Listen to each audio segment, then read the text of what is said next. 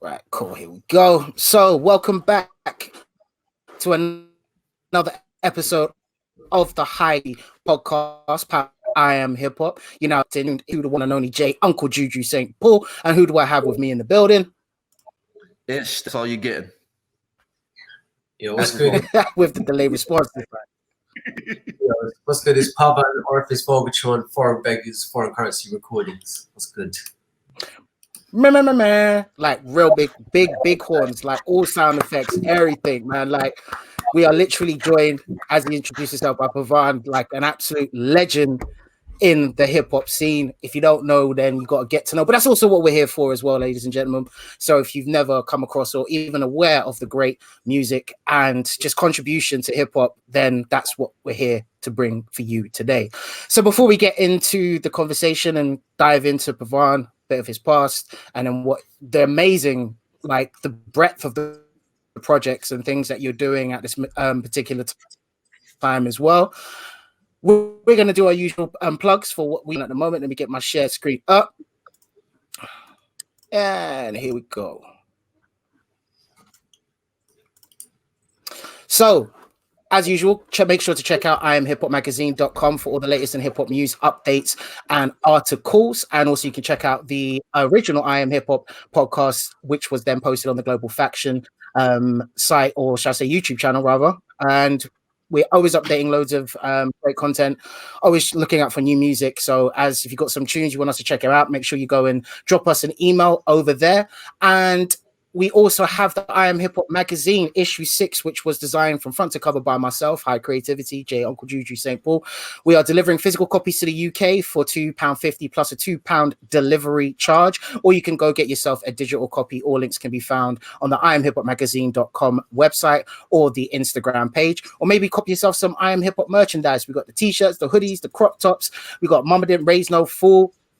Baby girl gets some respect, and just a general I Am Hip Hop as well. And also just go maybe check out my shop. Got a load of t-shirts and such, hoodies, stickers, headwear, posters, mugs. But make sure you copy yourself some stuff now, because I'm going to be changing and updating that in the next few months, and they will no longer be available.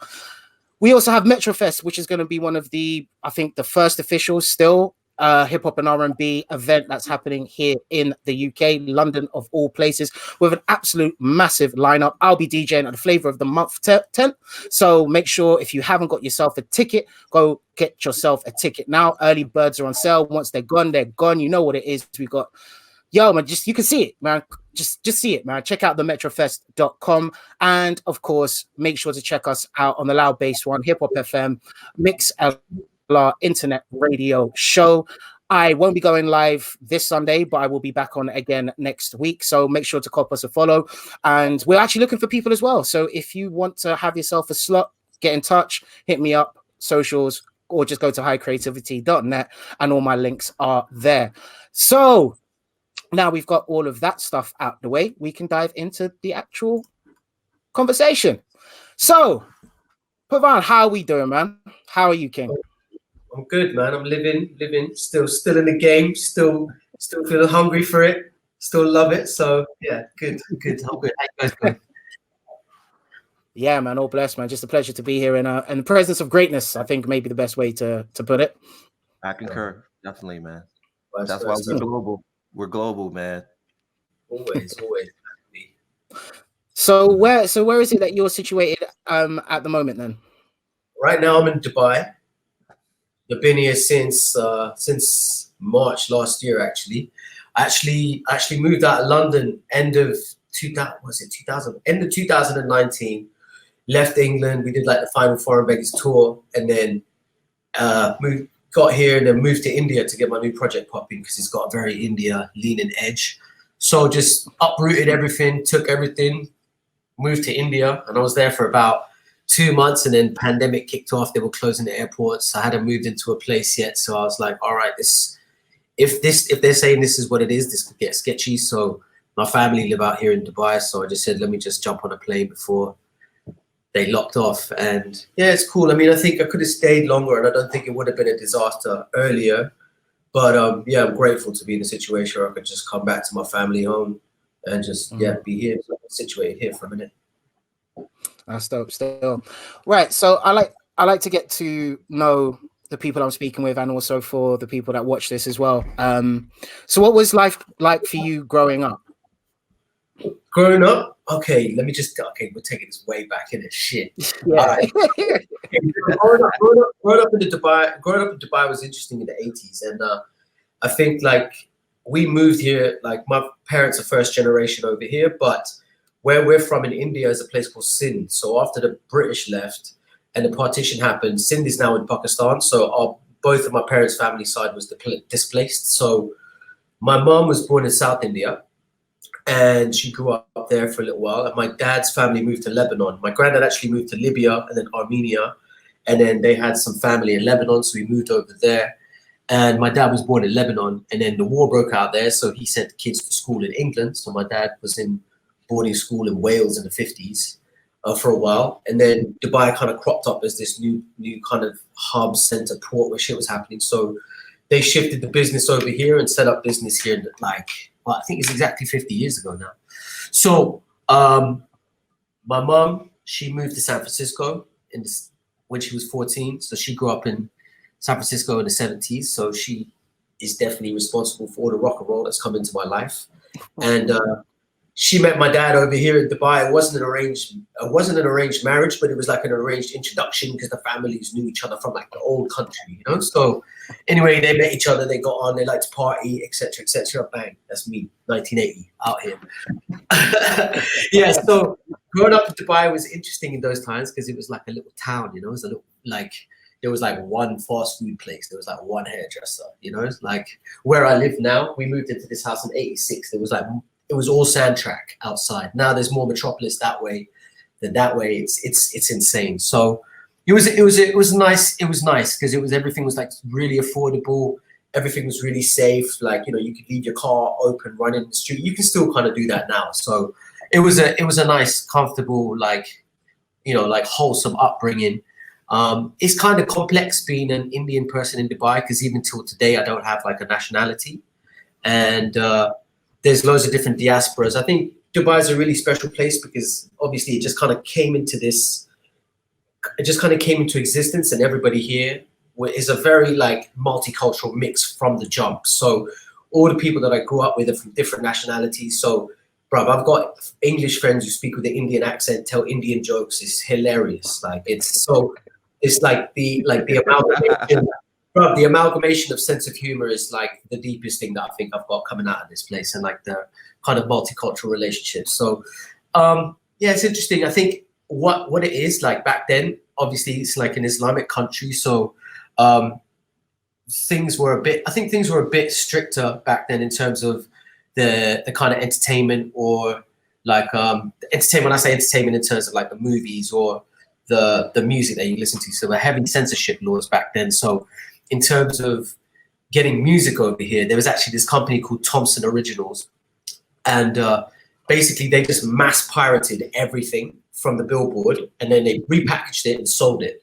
So, and it was just like, for example, if you went and got a Cosmopolitan magazine from the supermarket, any cleavage would be censored out, blacked out with a black marker, all of those kinds of things. So it was interesting. So in terms of like getting access to like subcultural stuff, it'll be like what everybody brought in from when they were traveling in, or kids traveling out. So it was a big heavy like tape swapping.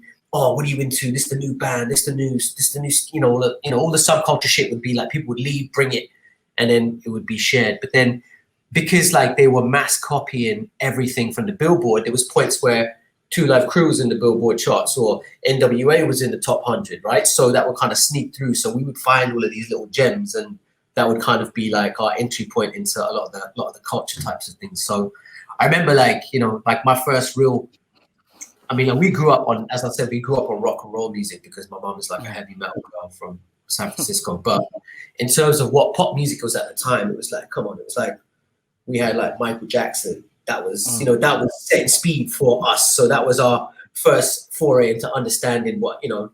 Then soon after that, you'd see Beat Street movie, and then you'd make the connections, you know, all of that kind of stuff. So music then was beautiful because like even up to like, I say like, you know, the mid 90s, like what would be in the charts, you'd still get Wu-Tang in the top 10, but you'd have Pantera in the top 10. You'd have Nirvana, you'd have Pearl Jam, you'd have blah, blah, blah. You'd have Yorke. So all the pop music was real substantial, fucking creative, individual stuff. So that was a heavy influence on us as well.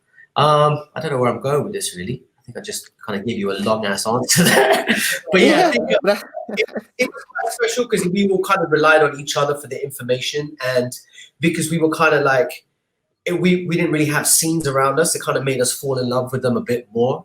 And all the access points would be this underground stuff that we would be sharing. So I think that the essence of it was really crystallized in our mind without kind of being sidetracked about situational shit that was going on, you know? So there's pros and cons to not having a scene, because obviously there's, when we had a rap group, when we started, there was us and there was another rap group. So there wasn't really any serious competition, but at the same time, not having a lot of superfluous shit going on that you could be kind of, oh yeah, I went to open mic and killed it and that was good enough. You know, you actually like compared the art you were making to the final product that was on the CD. So that was the standards that you were setting for yourself, you know? So yeah.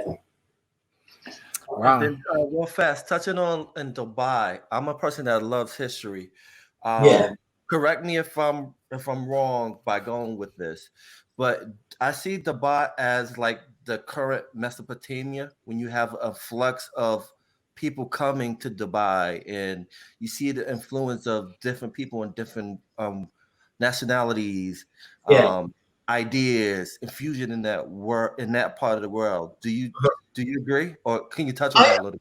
Yeah, I agree to a certain degree. I think because I think that's definitely here. But I think also a little strange thing about it is that it's quite transient because people come on short-term contracts.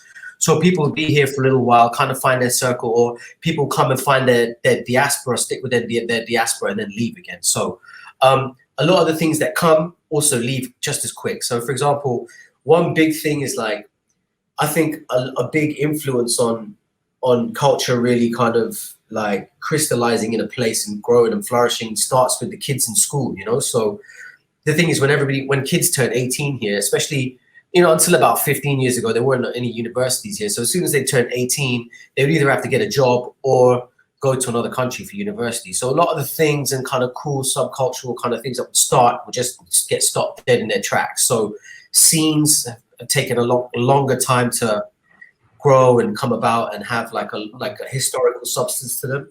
But I think another thing that's interesting about the place is that it's like kind of hyper capitalistic over here. So there's a lot of people here straight for the business. So there's a lot of kind of business happening on that level. But in terms, I say that, but there are a lot of longer term people here. And I think you can say that it's kind of like a Mesopotamia in that respect, but so are other big places. Like if you take London, for example, London is so beautiful in terms of the levels of integration and kind of cultural confluences that happen, you know? So I think you obviously get different exposure here, and yeah. But I think, because what I worry about is, I know one of the big things here in the States is gentrification, especially if you go to Oakland, New York, that you by that term, that means a lot of that historical landmarks are gone because of it. The stories and the history of it is gone. But I think with Dubai, again, you have that mixed fusion, but again, you don't lose the history of it. You get what I'm saying? Yeah, kind of. I guess because basically the history of the place was so small, right? So kind of the globalization, and this was kind of globalized and gentrified from the jump, you know? This was like kind of like an old British colony, but then before that, they used to use the rupee. So it was kind of, from the jump, it was like the aim of it was to gentrify it and turn it into what it is. So I think that when it comes to like the local culture over here with the Emirati Arabs, they've been really good at retaining their presence and not losing their heritage, because even in the way that the businesses are set up here, when I was growing up, any business that wanted to open up here, they would have to have a 51% local partner, you know, in the business. So that's kind of kept the families relevant. It's kept them, you know, so that's the way that it's worked. And even until about 15 years ago, you couldn't own a property here. So all of the land and everything was owned by the local families, and they would set up places like the free zones where, you know, multicultural corporations could come and own a warehouse, own a business in the free zone for the import export kind of stuff. But generally in the cities, everything is controlled by the local population, which are still only about 8, 9, 10% of the whole population. Yeah, that's good. I didn't know that. That's interesting. Yeah, for real. Because I mean, when it comes to just Dubai, we just see Dubai. So it like now it just seems like even the word itself is just it's just made of gold or diamonds or something, like, you know. But it's actually.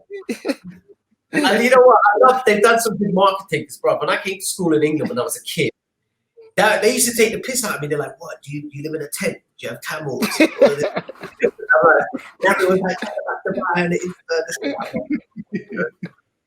It's so good. Well, and funny enough.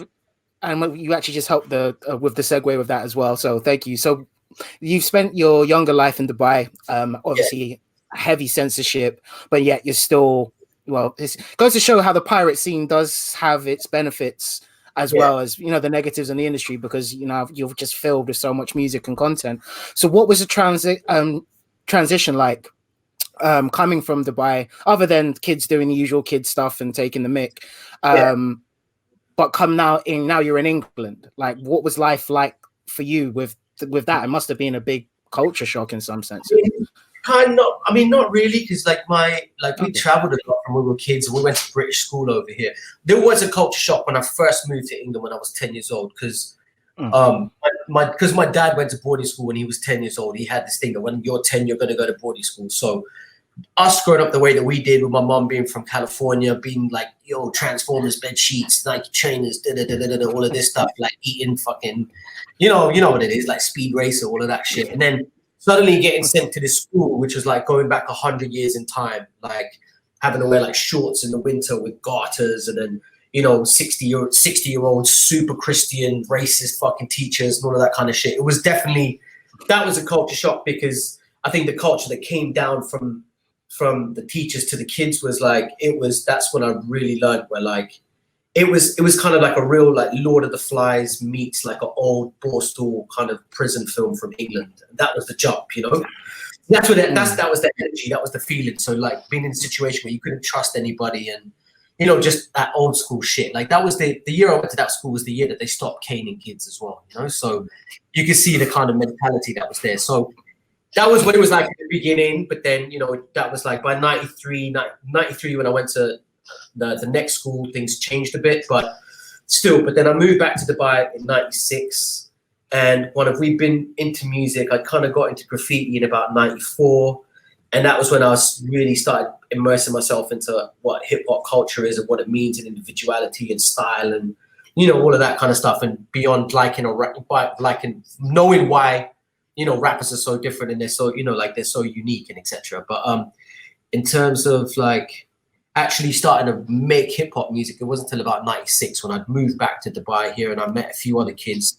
Met this one guy there was a guy here I knew from I was a kid here called Mustafa, who'd been living in Seattle, who'd come back, and he was also into graffiti. Basically, we went to this university over here, and everybody was hella generic, and then we were just like the weirdos that stuck out. And it was like, oh, who's that guy? You know, like, you know, you could see who your people's are before what they were wearing and shit, you know? So, you know, this is before culture was gentrified, you know what I'm saying? Anyway, so we linked up, and then turns out they were just into music and everything just as much. So we just started kicking it. And then this other kid he's like a half Iranian, half Italian kid, moved over from La Jolla, from San Diego, and he had to leave because it was just like all the gang shit was popping off. So his parents just said, get the fuck out of here, and just brought him over here. So we linked up, and he was heavily into his music, and then we would just be kicking it, doing whatever. And then I remember I was with them one day, and then we were just hanging out, and then they both just they would start ciphering, but then they pulled out their own lyrics. And then that's the first time I heard it. And one of my close people was kicking it, and I was like, oh, I could do that, but I didn't have any bars, right? So I was just like, it just sent me home. I literally was just like, all right, cool, guys, I'll leave. I'll see you tomorrow. So I literally came home, right. And yeah, that was kind of like, that was 96, 97. So I've literally just been sucked in since then, man. Like, Yeah, so sorry, man. I kind of digressed. You were asking about. So so that was '96, and then so there was what the culture what's like over here. There was pure house parties, and then what people would do, they would rent out ballrooms, like somebody for their birthday, and set up a sound system in there and all of that stuff, and then DJs were playing hip hop. But then we were like, all right, cool. We put a show together. We started recording tracks, and then it would just be house parties. And there was this other crew, and there was this other crew who didn't make music, just like to thug it out and just whatever. But anyway, so that was the vibe. And then soon after that, like it was interesting because when I started rapping, then I'd already heard like the Brotherhood, Black Twang, other UK stuff. So when I started rhyming, I never felt like I had to put an American accent on or do any kind of emulation type of shit. So it was just straight natural for me. And then my brothers were still in England. They would come back. They'd bring like, oh, this is the new Roots Maneuver, this is the new Mud Fam stuff, So that was happening. And then all my friends who were still in school in England would come back here for half term because their family would be here. And then started bringing all the jungle tapes. I started hearing all the rave tape packs, the One Nation, the Roast. And from I heard, like, started hearing like Stevie Hyper D, Skipper D, Shabba, all of that stuff going on. But kind of like the end product of the rave happening, just like being in this situation. I don't know. I was just like sucked in again. So my other friends over here, like my friend Dag, who's the original producer for Foreign Beggars, he already had his turntable, so that we just started ordering jungle records. We were like, fuck it, it's making little jungle mixtapes. And then we're like, all right, cool, we need to start throwing some raves. So again, started renting out sports halls. And this is like 97 in Dubai. And everything was super commercial here leading up to that point. It was like, you go out, there'd be cover bands playing Hotel California again kind of situation, or the radio DJ playing the top 40 tracks at the club that he played on the radio that day kind of shit, it was that small. But then, so then in about 96, 97, all of this youth culture was starting to pop off. And then there was a couple of rave crews here. There was this crew called the Strike Crew, who were like psytrance people throwing parties out in the desert. They were a bit older than us.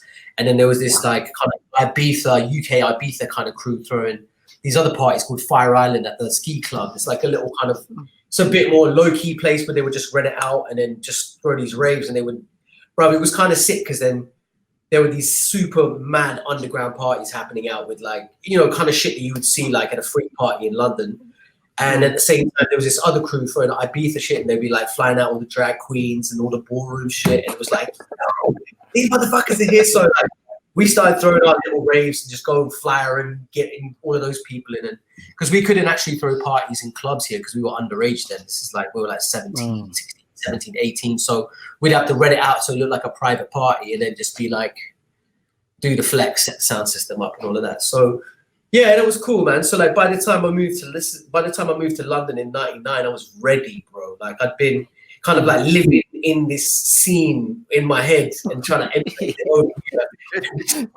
out to everybody. So by the time I got to London, I was like, yo, where's that? So yeah. Yeah, it was good. Yeah, you can't stop the story there. Please continue. So you've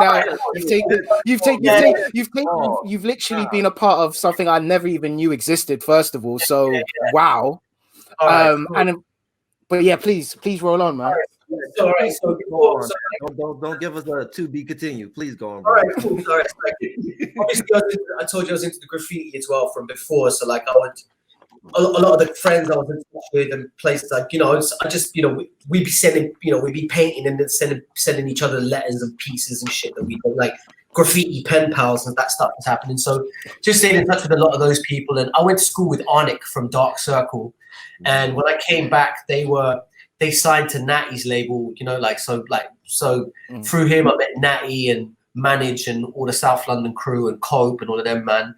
And then at the same time,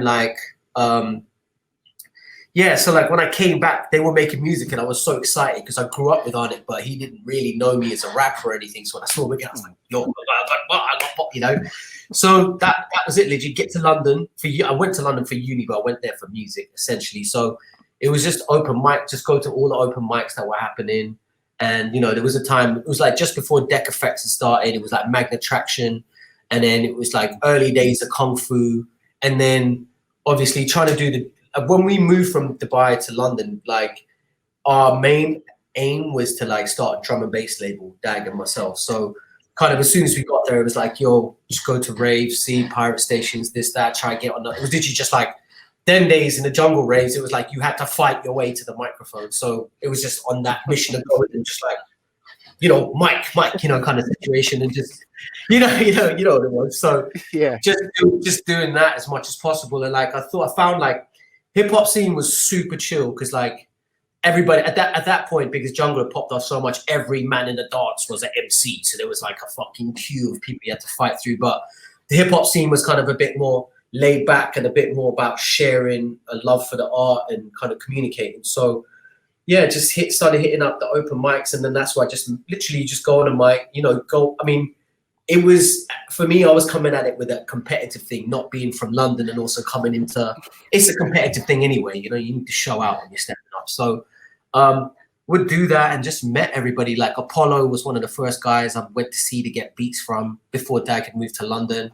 And yeah, that was it really. And just networking, connecting, just being out and about and figuring out how I'm going to do this. So the first 2 years I was in London, I was at uni, and actually maybe about 2 years I was at uni, and then Dag moved, and then I wasn't at UCL, he was at UCL, but I knew that they threw parties there, so I kind of got onto the UCL Ents committee so that we could start throwing drum and bass raves there with the UCL money. So started doing that, and then we ended up booking like Ed Rush, you know, like Andy C, Groove Rider, Optical, all of that kind of stuff, and just getting in there. And then I left uni to do music full time because it just got to a point where I was fucking my uni up because the music thing was happening. So so I left to do music, and I did one course at I did this like dance music production course at SAE, and then again it was just like an educational weird fast situation until the last day where this guy came in to give a lecture. This guy called Lee Codrington actually. And I got to shout him out. And he was kind of related to the Delegates of Culture family from Cambridge, and he was a bit older, right? And he had like a clothing, like a hip hop clothing company, and he was running the record. He was running the business side for them, and it was just like, what you guys want to know? I was like, yo, how do we start? Like, how do you get vinyl pressed, put records out, and that stuff? And he's like, oh, okay, cool. He literally just like gave me the fucking, literally that lesson I was writing for 2 hours. He literally gave me the blueprint to leave and start, okay, this is the journey. How are we going to get these records out and start an official rap group / label, you know? Because I think at that point we was trying to get, like, I think it was about the end of 2001, end of 2001, the hip hop music we were making was sounding legit enough now. The drum and bass, still sounding kind of whack. We hadn't got our shit right there because that's like, it's slightly different. We were still trying it and going music house and cutting dub plates and throwing raves on, but the music itself wasn't hitting. But then the hip hop stuff we were making was just on the money already. So, all right, cool, this is ready to go. Let's start here. And then, yeah, we spent about a year and a half trying to get the early Foreign Beggars stuff signed to different labels. We got fucked around a lot. I mean, it was an interesting time because there was a lot of love and there was a lot of beautiful music and activity happening in the scene, but it was, once it got to us kind of position of like, hey, I'm here, let's do this, let's talk business, sharing contacts, you know, that kind of stuff, it became like a fucking closed situation. It was like, you know, there was people, and there was some people who were willing to help, and some people being really open and willing to, you know, being open arms, but they didn't really have like the industry knowledge to get, you know, to get your shit popping. But then there's people who were just like completely blocked. I'm not gonna get into names and all of that shit. And then we had this weird situation where we had this girl who was managing us right in the beginning. She's like, I want to be your manager. I was like, all right, cool. So anyway, so we're working, and then she calls me up one day, like when I was over here at home with my family. It was like Christmas time. And she's like, yo, we got you a two EP release deal with Groove Attack, because Groove Attack was the big hip hop distributor that's doing all the US stuff and the good UK stuff, and they were European based, so they could open up in the European market and all of that shit. So she calls us up, yeah, I got this deal for you. So I'm like with my family, I was like, all right, crack the champagne, everything. And now turns out it was complete bullshit. She was just lying. She just made it up to make it seem like she was doing something. So, and that was the point where something just clicked in my head, and I was like, we're doing this on our own. This is ridiculous. These tunes sitting on it for a year, trying to fucking speak to people. Other people telling us we needed to put dancers in our crew and stuff. I'm like, what are you know? So anyway, so at that point, I think that was the real birth of Foreign Beggars. So because she messed us around, I was like, you need to front the money for the first record. So I got her to pay for the record, and then obviously flipped it, and then that was when we started, and that was the beginning of the journey of Foreign Beggars, man. That's sick, man. Yeah. For real. But it's like, it's very, you hear it a lot, especially if you're really into the scene. But it still amazes me how many artists do get completely dicked around, and whether or not that's from people who's on the ones who are actually running the show, or the ones to be able to get you commercially out there, or people that literally just trying to prove that there's something more than they're not. But luckily you didn't, go by the by, and we're here having a conversation now. So what I was going to say, because so you said that's the beginning of Foreign Beggars. What I'm interested in is, how did you meet Metropolis? Like, how did that connection come about?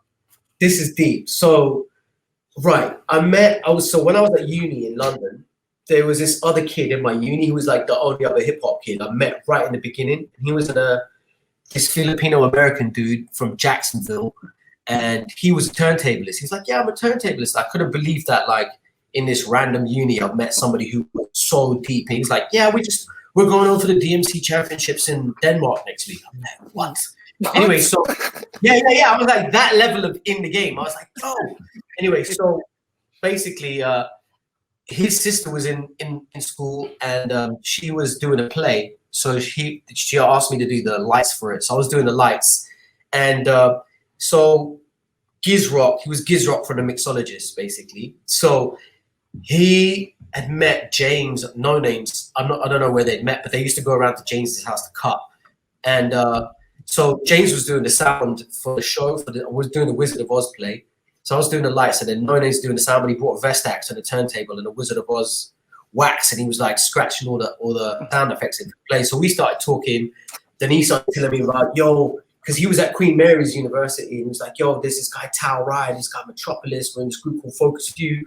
So he was just telling me about them. So we just kind of stayed in touch kind of casually, like, because Gizrock was in my uni. Then Gizrock, he had some drama with the immigration shit, so he got deported. But then I'd see James around here and there.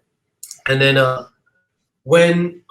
so after I left that uni, when I went to SAE, taking it even back further. Sorry, when I first met James, I went around to his house just for a cypher, because he was inviting all of the guys he kept telling me about. So Ebow was one of the guys that I met there when the first time I went to his house. So it was me, and it was Tao Rai, and Ebow was there, and I think Jordan Carnage was there as well, the guys from Low Tech Hi-Fi, and so it was just kicking it, new rappers, just having a cypher, and then we just got on really well. And then Ebow, he got shifted out to Ghana because his mom because he was smoking too much weed, and his mom was like, nah, you're wasting your life. So then they shipped out to Ghana. Actually, they moved to South Africa. She was like, I want to take you to South Africa, like the fucking weed isn't popping in South Africa. Anyway, so he went there. But when he came back from South Africa, he was at SAE at the same time as me. So I bumped into him a couple of times, but he had no recollection of who I was. As you know, this timelines are a bit wrong. So I in SAE, tried to chat to him a couple of times. He had no idea who the fuck I was. And then he went to South Africa. And then when he came back, that was when, like, Foreign Beggars we'd already put our first 12 out. And then we were making, it was around the time we put our first 12 out. And then he heard the new shit that we were making. Like, I think he'd heard the track that I'd done with Task Force, the Coded Rhythm Talk track. And then he started bugging off that, because we were both very inspired by the whole company flow kind of flex, so that whole Def Jux thing was like, he heard it straight. As soon as he heard it, he was like, so we started talking, and then, so he calls me up one day, and he's like, yo, I think I'm on your road. I was like, all right, cool. Look, I'm not there right now, but I always lose my keys, so I always keep the window open. So I was like, it's number 27, Hartham Road. There's a Foreign Beggars sticker on the window. Just jump in the yard, and Dag will be back soon, and I'll be back later, right? So he just comes in the yard, and he's sitting there, and then Dad comes home from uni. He's like, he was like, no, Pav told me to come in. He said it's all good. You got beats, makes it so. So basically they made a tune and I left and I came back later and I heard the tune and I was like, yo, this is mad. So I called him up straight away and then we started speaking and then, we just stayed in touch. And then he was with my boy Tuin and I had a show. It was one of the, I think it was the second or third ever Foreign Beggars show we did at Cargo. And I think we were opening for Black Twang. And then there was another show, because the show before that I brought my brethren up, who's like to be a hype man. We practiced, did the show 1 day, 2 days, everything. Day of the show, he got so drunk, he forgot everything, he fell off the stage, all of this shit. Second time, check this. Second time, right? Second show, yeah. Two is picking me up for the show. He's like, yo, I got Ebow with me. Is it cool if he comes? I was like, yeah, of course, wicked. I was like, ask him if he wants to hype me for the show. And I was like, so from getting in the car at Caledonian Road, driving to Old Street, 4 tracks, put them on. And I just went through the tracks with him, showed them where the ad-libs are, showed them the hooks, everything. Come to do the show, jump on the set. Every single ad-lib was smashed. Hooks, recited, everything. In like a 12-minute car ride, bruv. So after that, and I heard the tracks that he's made with Dag, I was like, this is the guy, innit? Like, this is the guy. So, yeah. So at that point, I was like, I had to come back to try for something. And I was like, I just couldn't let it go. And I just called him up. I was like, bro, just join the crew, innit? And I think by this time, we'd made most of the Asylum Speakers album. That's why he's not on it so much. So there was one track. So I think his verse, which is actually the first verse on Asylum Speakers, was the last track that we recorded for the whole project. And yeah, that was how Ebow came to the crew. That's dope, man. Yeah, that's cool. I know you got a lot more questions because your head is going like, yeah, bro. Yeah. Oh, yeah, no, because it's just. Do you know what it is? It's just like, especially when you're an admirer of the scene, but you always want to see the backward workings of things. But just even that connection, like, and also I just love the fact is like, you know, Dan comes back and he's like, who's this random black dude just sitting in my yard kind of thing. But no, it's cool. Let's make a track. Let's do this. But just to go out. But yeah, man, because I mean, by the IG side of stuff, because I mean, just being so much going on, as we all know, you know, we're all living through this kind of period of time. I didn't realize that he'd passed away a year ago on April the 18th. I mean, how have you been coping with that? All right, man. It goes in waves, I guess. You know, I think it's interesting because we had a couple of really deep conversations beforehand, you know, and he was very spiritual about his kind of presence here on Earth and in the universe. You know what I mean? So we had some really deep conversations about Gaia and kind of being a part of a bigger energy anyway, which is kind of weirdly helped me transition through it. You know, I think also I think what helped me kind of deal with it a lot was not being in London as well, like not being around everybody and everything, and kind of being like everybody's like incidental grief counselor, basically not having like hundreds of different energies coming at me. Like it was definitely very heavy because it's something, he's a public figure and, you know, he's like, and he needs to be celebrated in the right way. So there's managing all of that stuff, which is quite, I don't know. I mean, for me, I found it really weird how I was able to be like deeply emotional about things, but then at the same time just be deeply, you know, straight functional and pragmatic about things, but just have this kind of understanding that was going on in the background. I think, I don't know, I feel like on a deeper level, like something that I haven't, because everyone kind of said to me, like, have you taken time? Have you taken space to mourn and all of that kind of stuff? But for me, it's like that moment hasn't really like presented itself and I didn't want to force it. So, you know, I don't think there's like some unresolved shit going on, but for me, it's like, I don't know, especially like kind of at the time, and our like histories and friendship and legacy is so intertwined, you know, that it's like, it's not something I'm just going to wrap and put in a box, you know, and that's not really what it is for me, you know? So yeah, it's kind of, I know that there's still stuff and processing that I have to do with it and understanding like, yeah, he's a complex fellow in his relationship with his art and then how things are presented. So we're very, very different in that respect. So me having to make a lot of decisions. I've had to like kind of just tap into like knowing what he would want, what is acceptable, where I can make a judgment call on something, where I know that even if he doesn't, you know, if I actually asked him or went into it, he would get into like, be able to judge where I can make a judgment call on something as well. And I think like finding myself in a place where I'm comfortable with that has been good. It's still complex, and I still feel like, you know, there's a lot of work to do in terms of the work he was doing. Like he's got an album that needs to come out, which needs to be finished now. He's also got his old works. Like he had an album that he did in 2004, 5, that time, which never came out, which is also sitting there, which I need to get into shape and figure out how to drop properly. And there's also like his son, who's a godson. So I'm not in the country at the moment. So like, you know, like he's 10, 11 now. So it's like, you know, I need there's just lots of interesting things to navigate. I think like when somebody passes, you can see, for me, there's never like, I'm never on like, so, oh, what if we did this? Could have died? It's not. The reality is this is the reality, and this is exactly what it's, however tragic or however like abstract it is what it is, and this is what we have to deal with now. But when something like that happens to someone, it kind of puts their whole life in perspective. You know, it's like you can see what the fight was, what the struggle was, you know, what the work was, what the passion was. And there's still a lot, like there's still a lot of things that I'm still understanding and learning, because we're so different, and we'd come at things in such a different way. So even there's conversations that we had about things where, you know, conversations done, moved on, things like click in my mind, and I'm like, oh shit, that's where his head was at, you know? So that kind of stuff. And yeah, it's interesting. It's so deep, because like the way that he writes and every decision he makes with his creativity is like, he understands that this is intrinsically linked to his legacy as an artist, you know?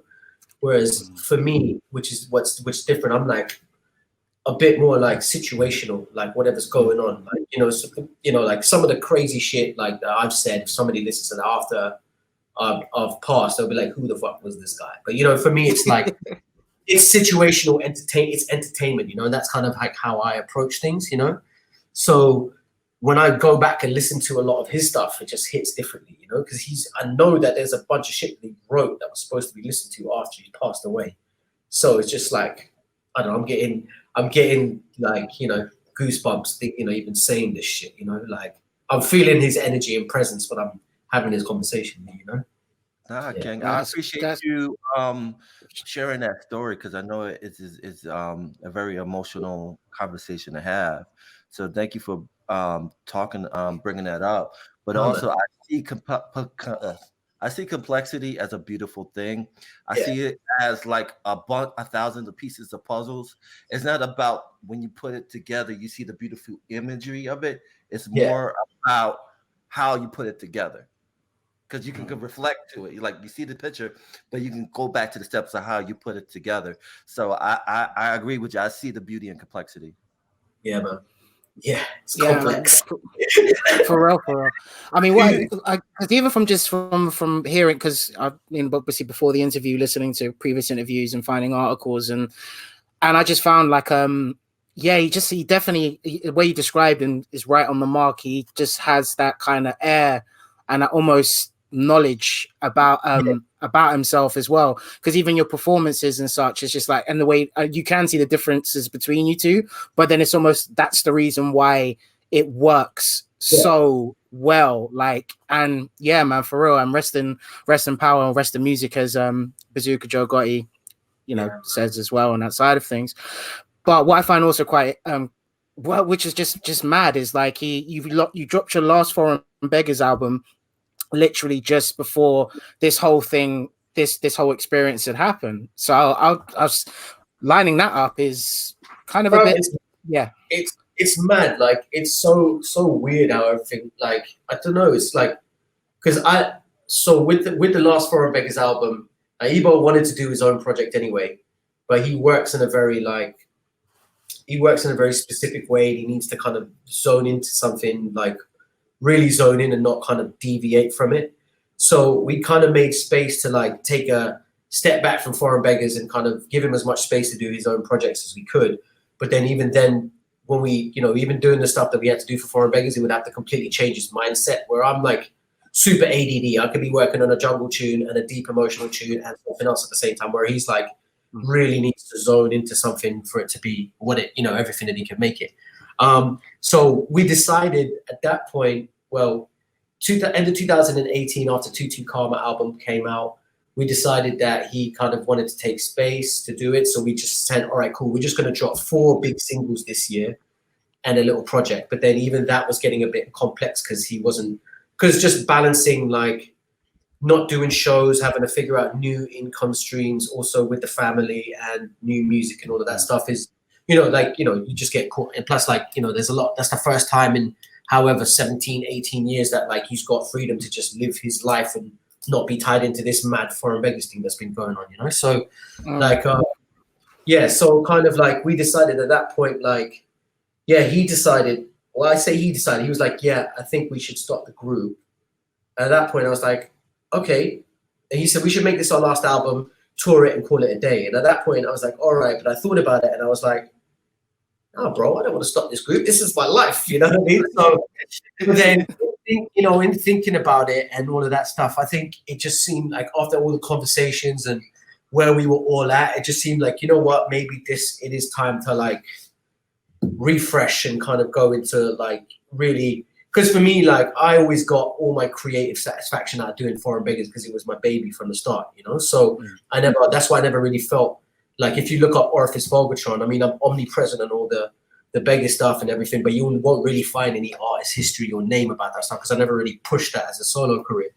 But then it's always been in the back of my mind that, you know, I'm kind of having this as a little bit of a buffer to not really put myself on the front line and really put my shit out there, you know? So, and by Ebow making that decision to really immerse himself into what he wanted to be as a solo artist, and that I was like, all right, cool. I kind of saw that as a challenge.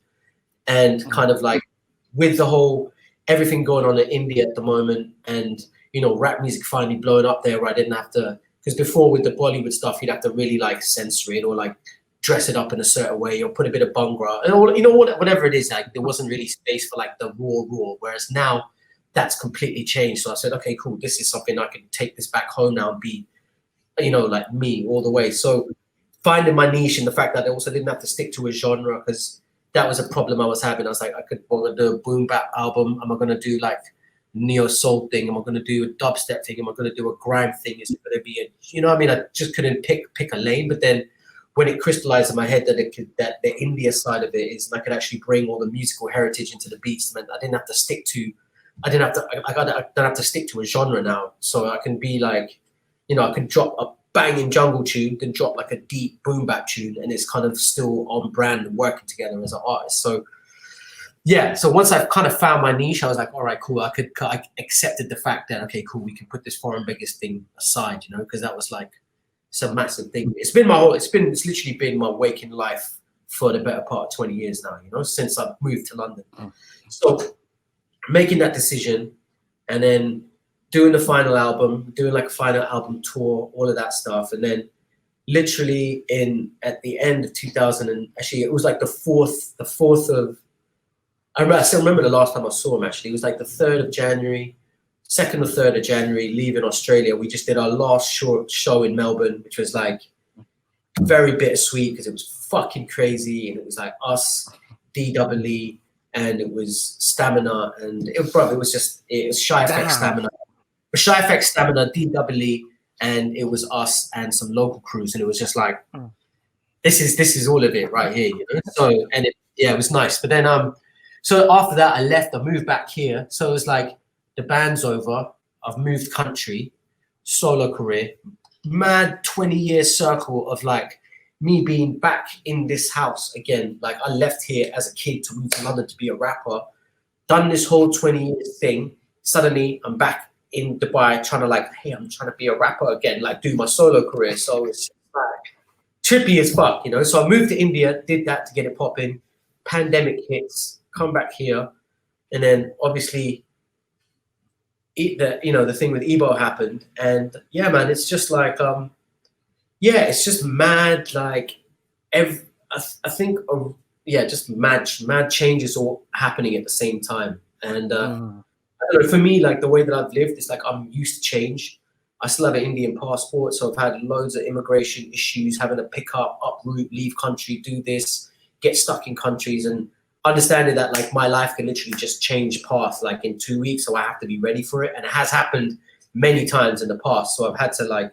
So in terms of like big uproot changes, I'm ready for it. You know, I'm ready for all of it. But yeah, man, it's just like all I can say. It's interesting. I think what was really interesting is the fact that, I mean, being in a group with another artist who's completely different, who has a different approach, like all the Foreign Beggars music and all the decisions that get made, you know, it's like, it's a balance. It's somewhere in the middle. I don't want to say compromise because we're not compromising anything, but it's like, so every single thing needed to be discussed because we were on some different page about it, you know, because also maybe, I don't know, I'm Gemini, he's a Sagittarius. There's also this dynamic of like, even before I go to say something to him, he's already like, no, even though so it's like, we'd have to do this shit where like, you know, so I wouldn't, if I was too gassed for bringing a proposal to the table, it would already be like a no situation. So I had to like figure out how to feed it in, you know what I mean? Like, Yeah. you know, yeah. So like, what's interesting was that like when everything did happen with him, is the fact that like we'd finished the group, we didn't have any pending shit going on, all of the business things are closed off. Like we just come back to this place where we're just friends again. You know, he was doing his music thing, I'm doing my music thing, and we're just supporting each other and just advice and just kicking it and just like reminiscing and, you know, have a Zoom call and have some drinks and, you know, it's back to this real pure place again. And then conversations were really deep, and then yeah, that happened. So I don't know. I mean, it's interesting that like there was no like entanglement shit that we had to deal with, and even when he passed, like it's sad that when people pass, that everybody starts acting different, and then like there's loads of just like egos that come into the play, ulterior motives, agendas, money shit. But when it happened with Ebow, it's like all the friends, all the family, everybody was involved. Everybody just kind of assimilated their position and what they need to do, and everybody just helped each other, and it was just like a pure peaceful facilitation to get it done. And like, yeah, and all of the stuff that's, you know, managed in the after kind of area of it is stuff that we all care about, we love. So it's like, yeah, I don't know, man, just got to do it justice in the right way. And the interesting thing about it is that he's such a private person. So like this whole dichotomy of being like a public persona, but then being a private person, like even when Instagram was popping off, he decided, he was like, nah, I don't want to have anything to do with your social media bullshit. I don't want to do it. Didn't want to have anything to do with it. He's like, all right, you know, in terms of like stuff that we had to do, but in terms of being an online personality, and, you know, he was not about that. He'd recently started his own Instagram, but that was kind of like, you know, just where he shared his thoughts with his intimate group of friends. It wasn't like a promo thing. So even in the after of dealing with everything in terms of doing announcements and presentations and how we do this, and because like he's so private, but then also to not do something properly is almost feels like I'm not honoring, you know, for example, if I put a track out that comes out, if we don't put the full weight of like the promo, it looks like we're not doing it properly. So it's just weird shit that you have to think about, you know what I mean? Like, so just figuring out what he would be cool with, and what is also doing his legacy justice, and kind of figuring out where the balance is. Definitely. And also talking about legacy, you know, being a father and a family man, and that transition of being a solo, you know, working on your project. Can you talk about the importance of love and legacy when it comes to you now, you know, being a solo artist, and then, you know, you uploaded a video with the family in a music video called. I don't have a family. That's not. He doesn't have a family. He was talking about Ebow. Ebow's got the son. I'm sorry. I apologize. But you know, the video "Breathe." Yeah. That was produced by Sonny Jim. Yeah. Again, foot and mouth. But can you kind of talk about that importance of that importance of just legacy, you know, and from transition being with a group now as a solo artist? I mean, for me, it's interesting. Like this difference. I don't. This especially having to have this conversation with you coming from my perspective is a little bit like out there, because for me, like I don't know why, but I don't have this desire or like this need to feel like I have to carry on my like hereditary legacy, like I'm 40 years old now, right? And I'm not like, oh shit, I need to have kids so I can put like those sentiments aren't there. Do you know what I mean? Not that they aren't there, and not to say that if it didn't happen, it wouldn't be amazing, But for right now, it's like I think even when I think about like my legacy, I kind of like, I don't know, I don't really deal with that too much. I'm more concerned with like the moment and like how whatever I'm doing in the here and now and how wavy and out there and how I'm going to flip the game on its head or what we can do to help people in this situation here, So it's kind of, maybe that's a bit short-sighted for me. And I've kind of learned in this time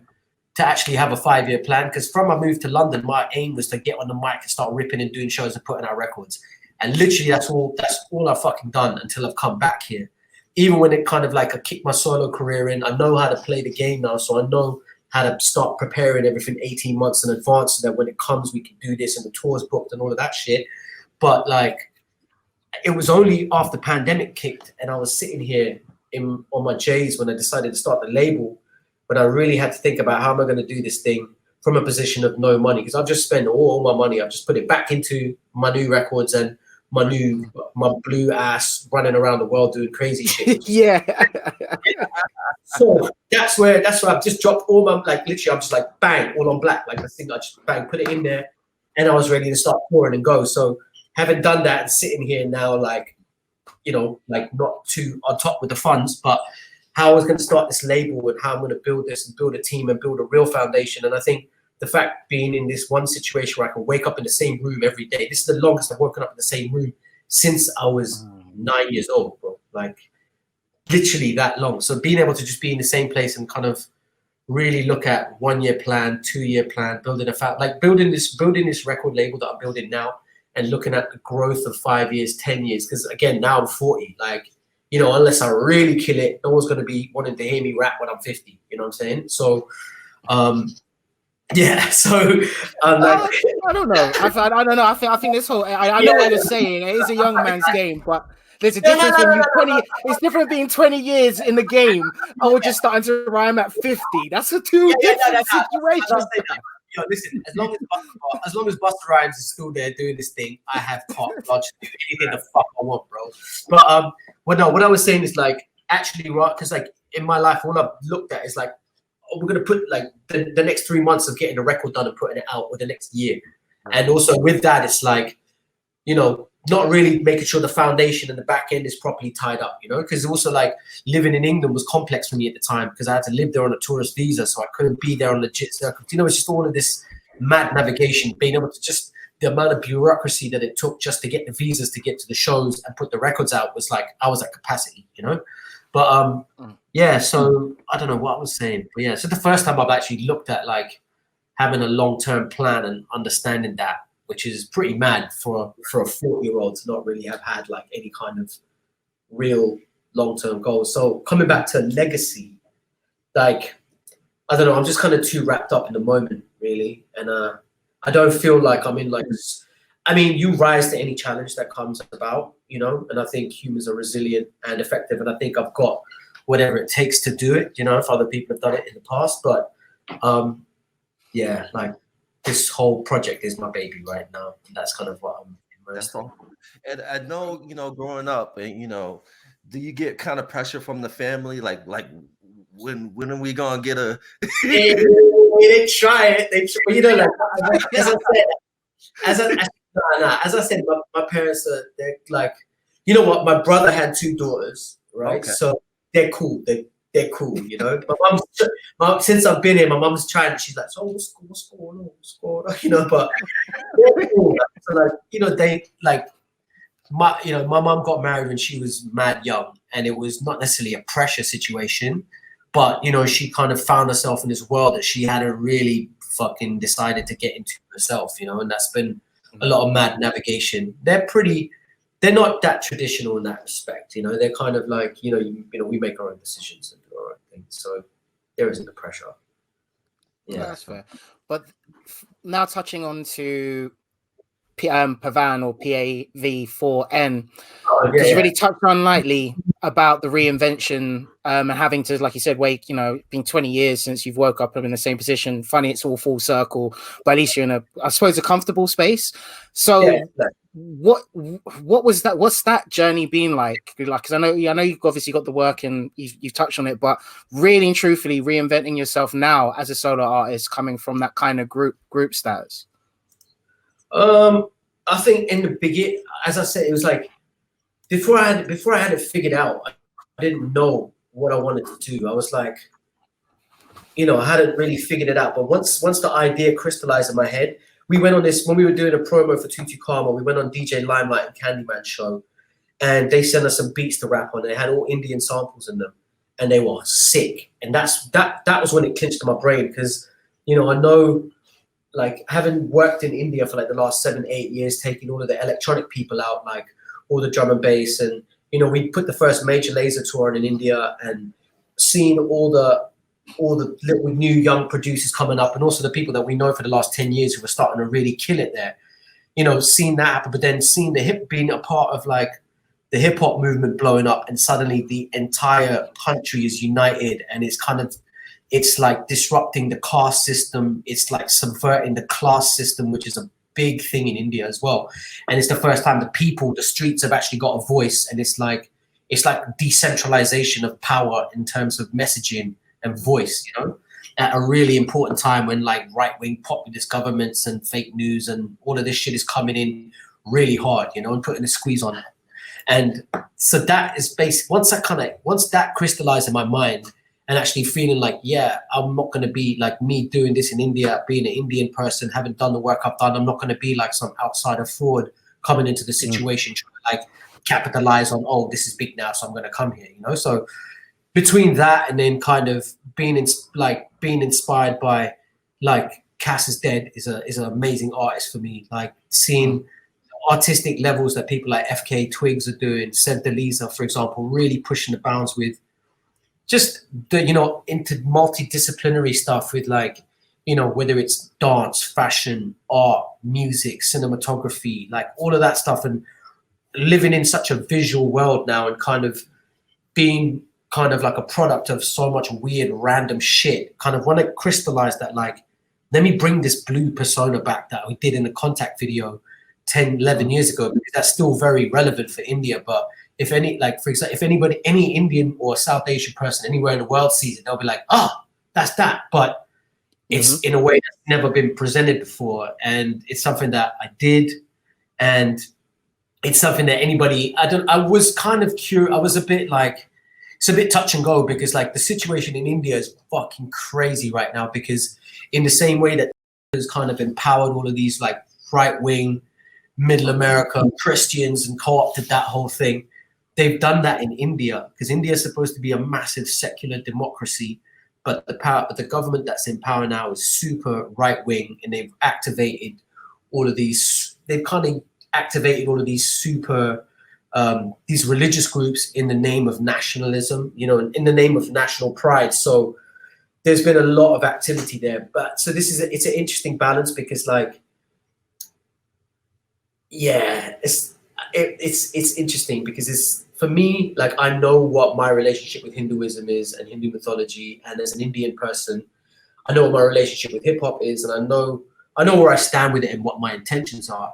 But the fact that there's all of these people, like the kind of shit that's going on in India right now is like, it's like Hindu fascism, to the point where, like, if something happens, like say for example something happens with a celebrity and they think that's a bit risque, they don't like it, like literally a troll tsunami can be activated. They'll be getting death threats, rape threats, their families' addresses being put public, you know what I mean? That level of stuff, but coming from like this, you know, like position of religious kind of righteousness, you know, and it's really strange. So I'm kind of like coming at it, whereas like, you know, this is my interpretation. It's kind of, it's risky, and if I piss the wrong people off, it could go the wrong way, but there's so many ways this can go wrong, basically, but it's understanding like how to do it properly, but also get the message out and actually understand what the fight is and what the messaging is. So once all of those things kind of hit me, and I understood that, okay, there's a purpose for me making the music I'm going to make. There's an audience for it. There's an audience I can create and unite around the world in terms of the South Asian diaspora, but also in terms of like integrating, rather than it being like an Indian hip hop party and the hip hop party, it's like, nah, it should be the same fucking party. You know what I mean? So kind of bringing that thing close together. Also discovering so many amazing producers from that part of the world. That's what kind of inspired me to start the label. But I think when all of those things converged in my mind, and I found myself in a really unique position where I could do some fucking mad shit, and I was like, yeah, I'm good to go. So that was it, basically. Yeah, that's hard stuff. Yeah, man, and that's the beauty of hip hop, is that it's the only, I would say, music or even the culture that's out there helping or creating platform to help people that normally wouldn't have the platform to put their music out. Yeah, or even more than that, their message, the voice. Yeah, the voice for the voiceless. You know what I mean? And that is so true. And also the beautiful thing about hip hop is that motherfuckers who are judgmental about what it is, they're like, oh, all of that blah blah blah. They're missing all of these messages going under the radar. We're all communicating with each other in different parts of the planet about the struggle and elevating and educating each other, and it's going right in front of their face. They're not even seeing it. That's beautiful. That's like keep being judgmental, keep not listening. You know what I'm saying? It's all good. You know, maybe I shouldn't associate it to it, but it feels kind of like, you know, them cotton field songs. He's like, you think that we just humming and singing along? Okay, you carry on. We really talking to each other within within that lyrical sense. You're breaking down what they call the Negro hymns. That's what hip hop is. It's the new version of the old Negro hymns. That you're speaking in different languages, but we all understand. Amplified via satellite, bro. Come on, now. Let's go.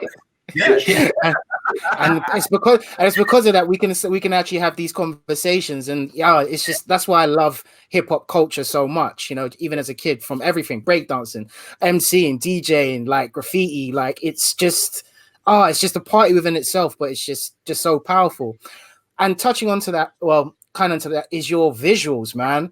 Like your videos, like, seriously dope. I've been listening to, you know, your latest collection of, you know, your PAV4N collection on Spotify, so make sure you guys go check that out. And also the Foreign Currency as well. Like, I've been literally going back and forth from it all, but we'll start with your visuals first of all. Bruh, you've already mentioned your blue, man, because I was half expecting you to be blue. When you came on to, I was like, yo, man, where's the blue, man? Where's the blue? But all jokes aside, like, what? How did you come up with the concepts, and when did the visual presence become so essential to, you know, what you're producing? I don't know, man. With Foreign Beggars, I think it's always been really important, artwork and presentation from the beginning, you know. And so we always, when Foreign Beggars first started, we didn't really have too many music videos because the technology wasn't, you know, it wasn't as easy to pull it off with, you know, £500 back then. But the artwork was always on point, and it was nice to live in a world where nobody had to know what I looked like. You know what I mean? Like, you know, I was not a pop star. Nobody needs to know. They just need to hear the tracks, and they need to see the artwork, and that was enough. You know. But as kind of YouTube kicked off, and as it got later in Foreign Beggars' careers, we were bigger. We were like, all right, cool. We need to start doing proper videos, and then by chance, it's the people that we met. You know, I'd done the track with Grems from France, Grems and Deceased La Peste. And then we did a video for that track. And then the director from that, Tony Truon, that we met in Paris, I decided to bring him back for the Contact video. And then when we dropped that video, it was a really beautiful time because YouTube was where everything was going viral. It wasn't Facebook yet. So we dropped that video. It was just after dubstep music had kicked off. It was big in the UK. It was the biggest sound. And then it was just starting to go to America. It was just before then. And the video that we'd done, Contact, and it flipped into drum and bass at the end just before that Tiny Temper tune came out. So it was kind of bringing the parties together, because I think that was a time where people weren't doing the single genre raves anymore. You know, it was always, you go to a dubstep rave, you go to a drum and bass rave, you go to a garage rave, or you're in a house room. This is about the time when the urban nerds were doing their thing and kind of starting to flip it up, and it would be like a hip hop party with grime acts and then so and so. So it was a nice, when all the scenes are converging, and that the impact of that video and what that did for Foreign Beggars' career, that was a thing that really propelled us worldwide, because we were doing a lot. We put a lot of groundwork in. We're touring from 2005. We never made it a thing like we're going to just do shows in London. We were like, which tried to get out to every single city, and that was the one that really kind of just took it up a level. And then from there, really, you know, it was just been important to just have the next level visuals. And now we live in an age where, like, bro, Instagram is, you know, it's understanding how I'm going to play this. Because, I mean, I wouldn't say it's the only thing, but it's like, it's like, by posting a picture up, there's so much you can communicate with doing it. So I just said, if I'm going to go out and go all the way, I said, let me just go out all the way out. So doing what I'm doing here, like you're looking at this picture here, but to be in this ancient temple looking like that, but doing what I'm doing and saying what I'm saying, just hits differently, you know what I mean? But then even with the outfit that's there, that's like a custom outfit that my sister-in-law made, and it's kind of referencing, you know, like the saffron, the Hinduism, the ancient, but at the same time, it's just full swagged out silk tracksuit with like a orange leopard print. So it's just it literally was from hearing those beats with the Indian sounds, with the Indian samples and musicality, that, and then when I clocked that I could do, you know, bring the blue skin back, everything started to converge. So it's literally it's like a 50-50 convergence of ancient Hindu mythology, whether it's in the philosophies of the things I'm saying, or the colors I'm using, or the aesthetic, or the gold jewelry, and hip hop culture, street culture, you know, streetwear, those two vibes. And it's in the, like, even like if you look at the typography here, that's like, that's Brazilian Picha Chow graffiti style, but we flipped it and made it look kind of Hindi with it, you know? So it's like, it's just kind of flipping both of those things and kind of having that as the common thread all the way through, which is kind of the template for everything. Yeah, it's crazy because when I was looking at it, because it just has, because I do graphic design myself. That's also part of what high creativity is, and as I mentioned before, doing my own bits. But like just jaw dropping. Because even like you're saying, even with this particular shot, it's just so much. It's almost like it is like literally a movie within itself. And I'm not just saying it to gas it. It's like visually really appealing to watch. And I also, like you was mentioning with, you know, the Hindu flex and that Indian heritage, what Max of the hip hop, because the amount of drip that you've gotten at, or as we call it now, quote unquote drip. Some of the them got that gold. That's over gold. I'm not sure if you remember. Can I get you? I'm gonna get you, sucker. Like for real, that's over gold if I've ever seen it. But it looks so cold, man. For real. It's like, I think the thing is that also by doing stuff like this is like, it enables so much cross collaboration as well, you know? So when you see that image there's not only me in that image, there's the person who designed the clothes, it's the girl who's done or the person who's done the makeup artist, or it's the crepes that I'm wearing, or the location, you know, it's just like everybody's work coming together to create this masterpiece that we can all share with us. And it's so funny that you say that, like, you know, like it looks like a movie. Literally, like that phrase, you know, that little cat, that meme catchphrase, yo, it's gonna be a movie. My life's like a movie. I was like, fuck it. I was like, let me just make this shit actually look like a movie, you know. And that was like one of the little things that kind of twigged it in my head. But the maddest thing is, like, once it clocked, like I was trying to figure out this solo artist thing, what I'm gonna do for a year and a bit, brother, and it wasn't hitting. Like, you know, since Ebow's been saying he wants to go and do his solo thing from Foreign Beggars from about 2017, you know, but I've like helped him in the group, you know, but then it didn't hit. But then even when it did hit, and I kind of thought about the idea, the name didn't click until ages. And I wanted to use my own name somehow, but the name is a really common Indian name and not like, can't really search it. So that's why I put a 4 in, so it's searchable.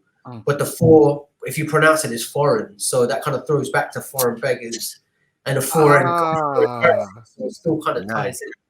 That's dope. Clever. I like that. Yes, I like once it hit that, like, oh, I'm gonna the Indian beats, I'm gonna do this thing, and I'm gonna be blue.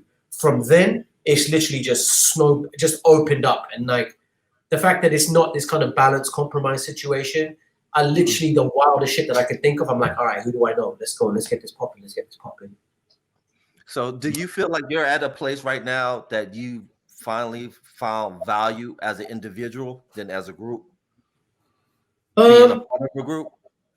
I think I'm getting there. It's definitely a challenge because you need to do a lot more. And in terms of, it's like even when it comes to writing a track, I'm not writing a 16. I'm writing a whole concept and a whole track and all of that. And then I feel like there's a lot more. I'm a bit fucking mad for trying to do this label at the same time and drop 2 records a week.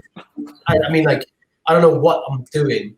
But I mean, I do, but it's a long game thing. But I definitely feel I'm able to really get my point. I mean, again, as I say, like with Foreign Beggars, it was a very free place, and we could say exactly what the fuck we wanted to say, what we wanted to say most of the time. I had to be a little bit more careful because, again, I don't have a British passport, so I can't be as open as a Low-Key, or I can't say as open as a Riz Ahmed when it comes to writing and saying the things I want to say, because I still have to apply for visas to go places, you know. So that's been another little battle I've had to deal with. But you know, that's kind of been preparation for how I'm going to do this super subversive thing, but keep it more like kind of surf the line.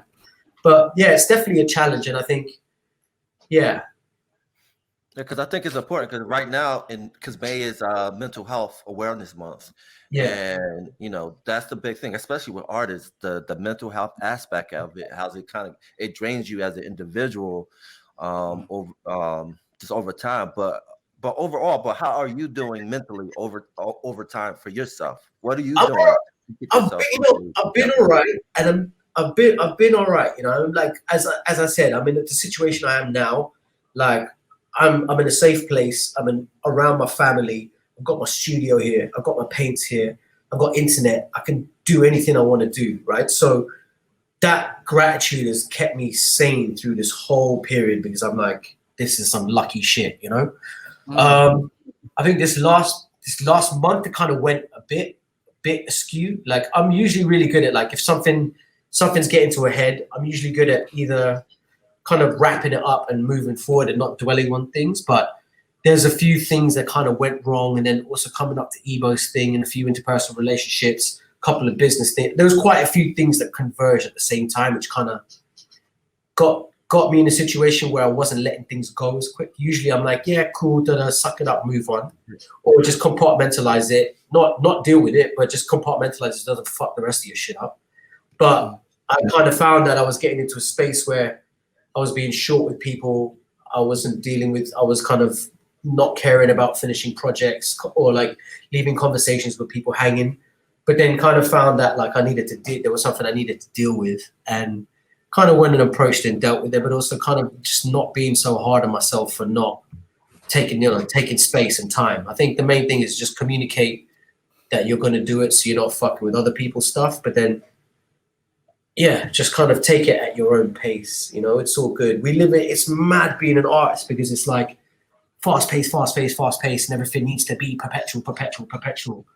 But you know, you're looking at it from your perspective, and if nothing happens you don't post on Instagram for a week, it looks like your whole career is slipping, you know, but you're feeling that more than other people are feeling it, you know what I mean? So I think the main thing is to just focus on, just take things at your own pace, and be prepared rather than rushing things, and just do things at your own pace. I think that should be normalized more. It's like, it's mad being an artist, because like, okay, even when it comes down to like, okay, when's the album gonna drop? When do the singles need to be done by? They need to drop on this date so that the press is done, so that we can start, like, your album needs to drop in October so that you could do your national tour in November, December, so that you could sell out a big thing, so that you could do the festival circuit the next year. This is how far in advance you have to be, you know? I think people get trapped in that cycle, but you can do that. But I think it's just, again, it's like not being so caught up in the situational hype and just being prepared. I think that's the main thing that I find really helps me, is that kind of not trying to rush things out, taking time. And even recently, I just had to do it for the record label. Things were getting on top, so I was like, stop everything. Right, like we've got 60 releases coming out. We're moving every single one of them back. We're moving everything 3 weeks. Let everybody know what it is. But then we did that so everybody in the team had time and space to like just work through it, you know. Yeah, I don't know. It's. I think. Sorry, man. If I'm going on a bit, man. But no, keep going, man. Do it, man. We're all about caring about our guests' mental because sometimes people do interviews. They just want to know what are you doing, this or that. We actually care about your mental health. Yeah, and that's what we're all about, man. So go ahead, brother. I think it's just the whole weird, especially I think being a rap artist or like, you know, a vocalist, or you have to have like, it's having these kind of different, I think any artist, and I think it's even stranger in the States as well, because like even if you look at like actors, like somebody like what's his name? I can't believe I've forgotten his name.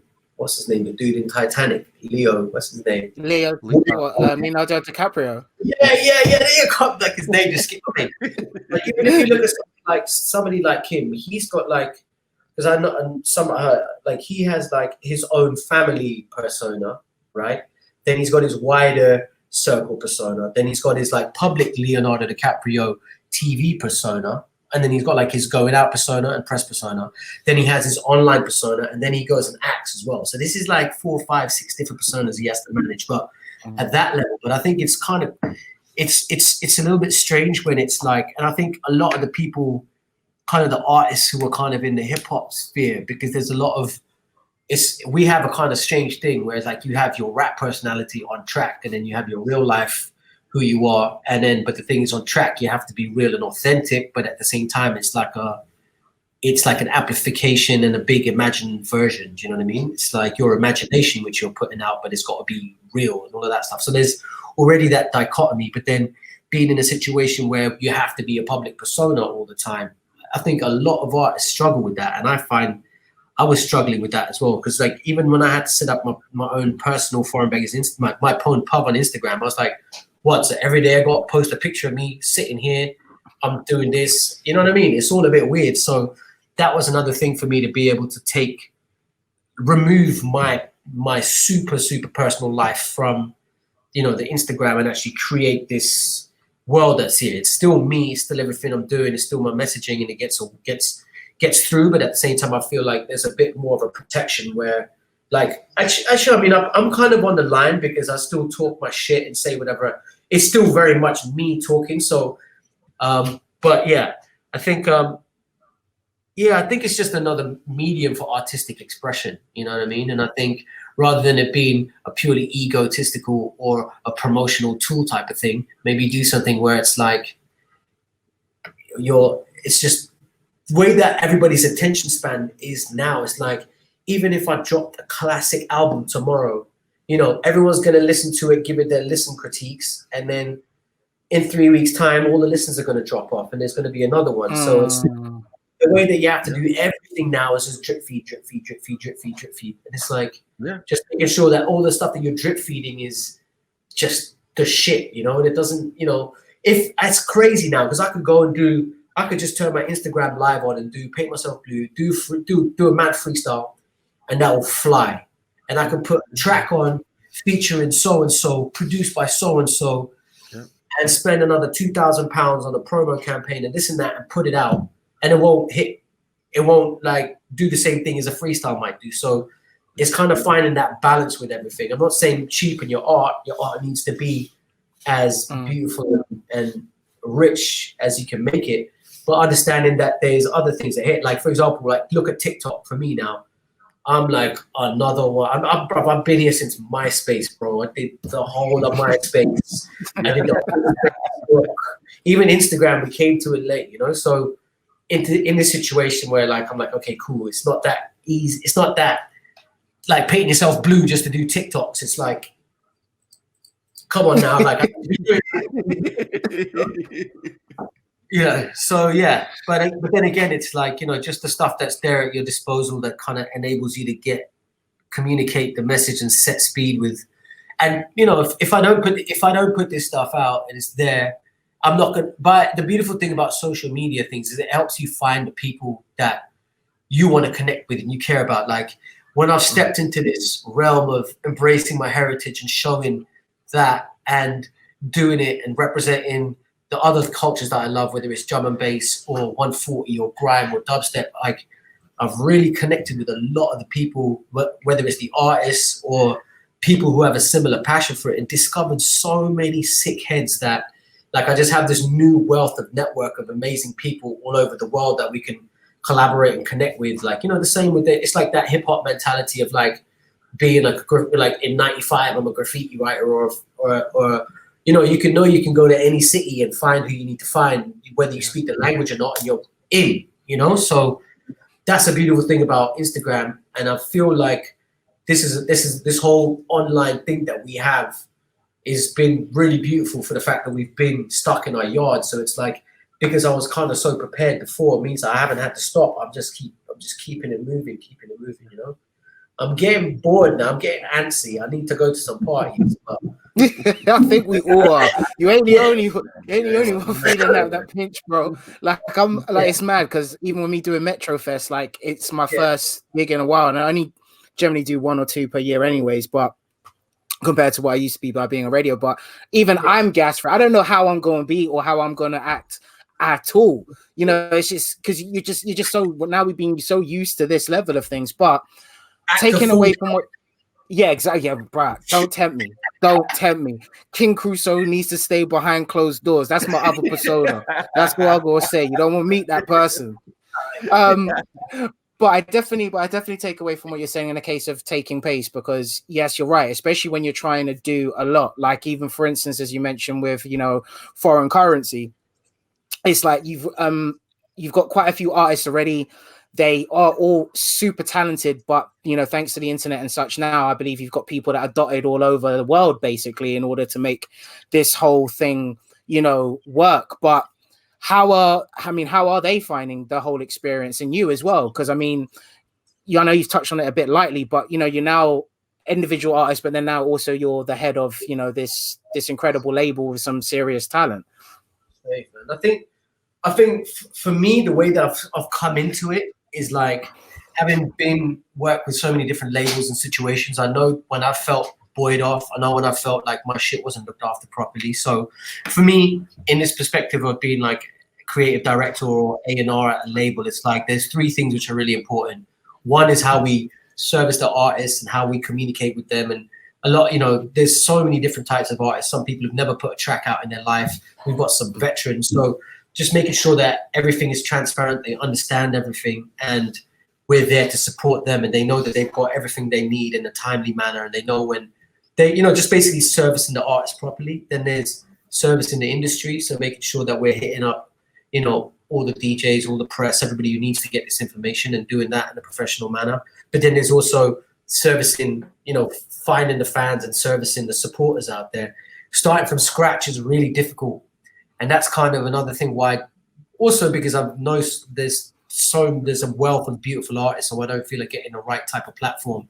But I think like having a situation like this comes back to what you were saying about taking your time. And I think this is a hard thing with artists, because it's like, because we live in this in this time now where it's like everything is like immediate response. It needs to hype. The hype needs to happen now. But okay, the front-facing hype is all happening now, but everything that's happening in the background needs to be the long game. So like all of this hype that you're seeing on Instagram from what everybody's doing, they're not there doing that right now. This is some shit that they planned 3 months ago. Do you know what I mean? And all of the next hype you're going to be seeing is like, you know, I mean, obviously situational hype happens as well, but generally the overall plan, this is stuff that's all been prepared. You know, no one's like waking up like Drake and just living that mad life 24/7. He's in a place now where he can do that, and like that's the place that you want to aspire to be. If you want to aspire to, if you're an artist, to the point where you wake up every day and everything that you're doing is so poignant and on, you know, current that, you know, like you record a track now, it's coming out next week and it's hitting the charts. That's where the fuck you want to be. I mean, if that's where you want to be, that's what you need to aspire to. But I think like understanding and being able to separate yourself from like the situational hype of what's going on, understanding that that is a game that you play and you create your own hype, but that comes with the preparation and looking at it as like a long-term strategic trajectory that you're going to take, and then you have the power to make the crazy decisions along the way. And once you're on that trajectory that you're creating through the strategic decisions you're making, situation comes out of left field, like maddish situational hype stuff happens, and then using those things to blow it up and bring the energy back to what you're doing is how I think, you know, things blow up. Yeah, in terms of, sorry, what was the question, man? I keep doing this shit, don't I? That's okay. Just like how, I mean, you pretty much answered it anyways, because it's like, yeah, it's just quite an interesting thing. And also, these are the kind of conversations that you don't generally get to have, or information that isn't out there, or maybe it is and people just generally don't want to listen to it. But that is, you know, the fact that you're actually taking the time, you know, with your artists, and like you said, some certain veterans you're working with, and then, you know, newbies.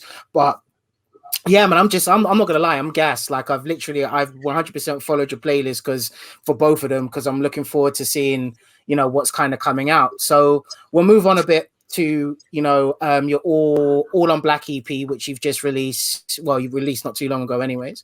And also some of your other tracks you've been releasing as well. One of my favorites, though, I'm not gonna lie, that I've had on repeat is Moves with Nutty P. Yeah, man. Yo, that track, like the beat is just bananas, and then y'all just kill it. Like I'm not gonna lie, like fully.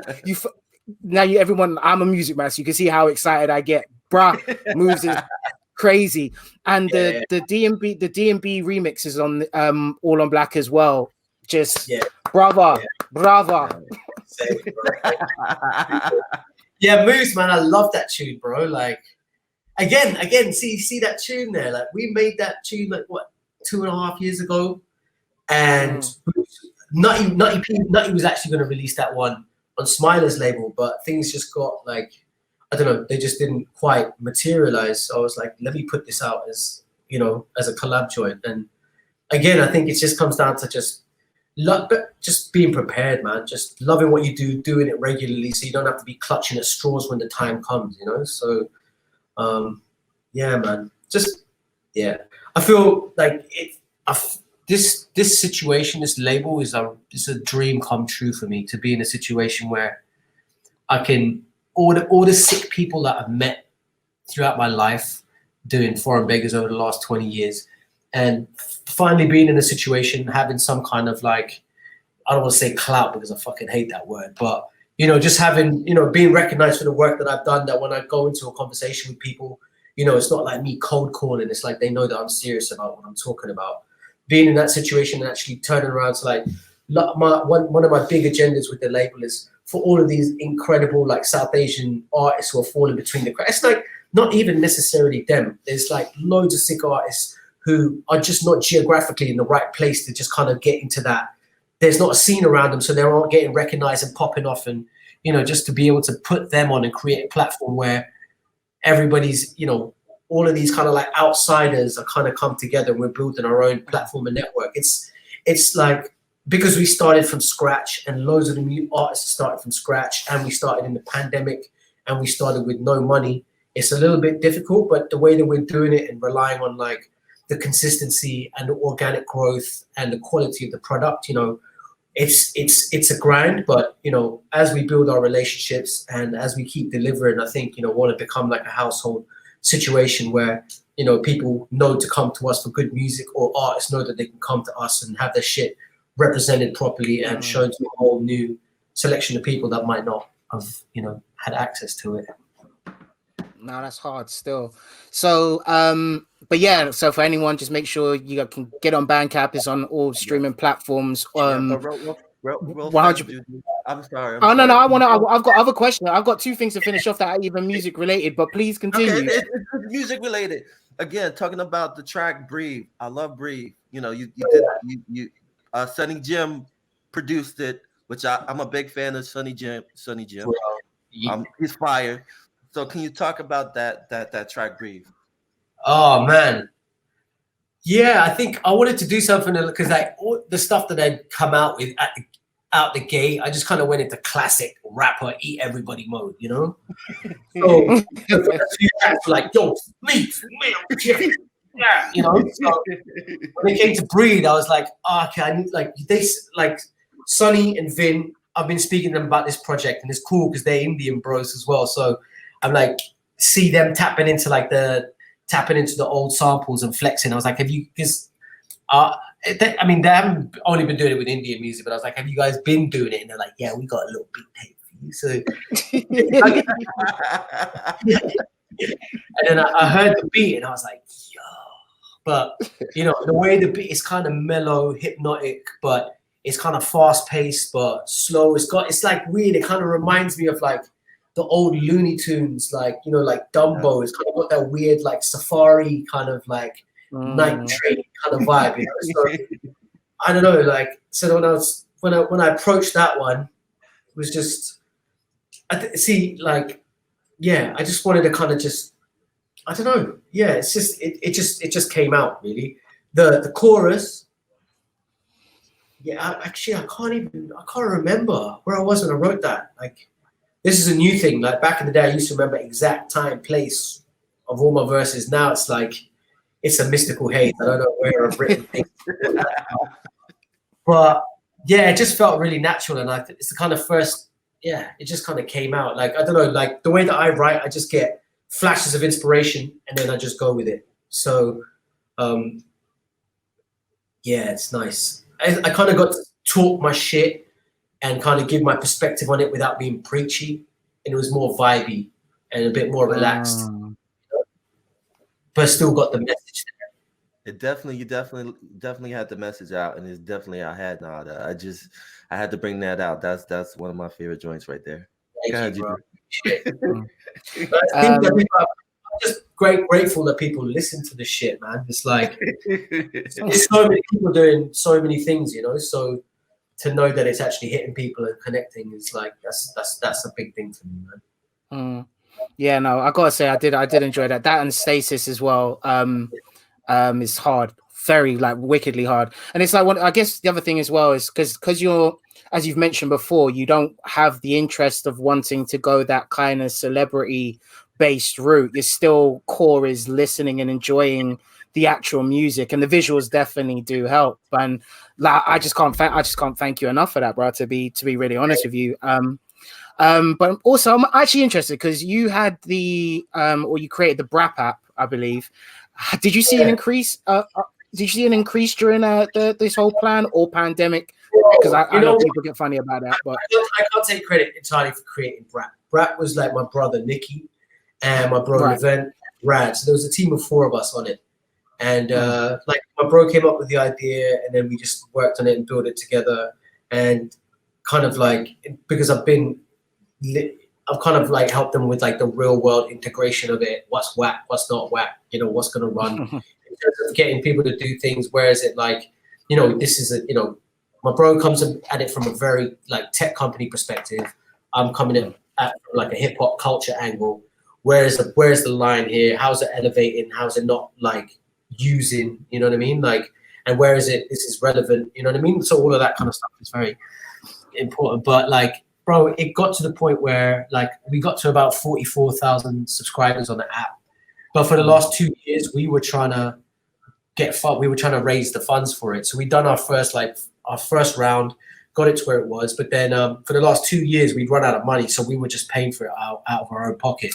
But it just got to the point where we couldn't afford it anymore. So we were like, I guess we got to like let this one go, you know? So yeah, just before the pandemic, man, that's when we locked it off. But it's tricky. Bro, that's exactly my point, bro. Because that's what I was thinking. Like that during that time, that would have been it. It's game over, bro. That would have been the connection that saved Christmas. That's what I would say on that basis. But